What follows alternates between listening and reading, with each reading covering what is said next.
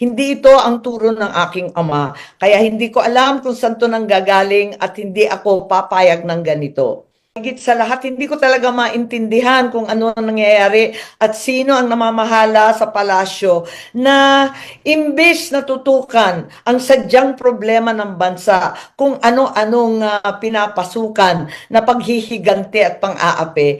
Hindi kami naggalaban, hindi kami ah, ah, tunggalian sa napakahabang panahon, halos 4 na dekada, para lang mang-api ng iba. Hindi ito ang turo ng aking ama. Kaya hindi ko alam kung saan to nanggagaling at hindi ako papayag ng ganito. So Alam hindi naman ninyo noon pa di ba? Hindi pa nakakaupo, inauguration pa lang, abala na ako sa smuggling ng agricultural product, abala na ako sa mga magsasaka at sa ating land reform. Abala na tayo dun sa Maharlika Fund, dun sa People's Initiative na babaguhin sa pamamagitan ng suhulan ng ating saligang batas. Abala na ako sa budget ng 2024 at 2025 kung saan linustay ng bonggang-bongga ang pera ng bansa.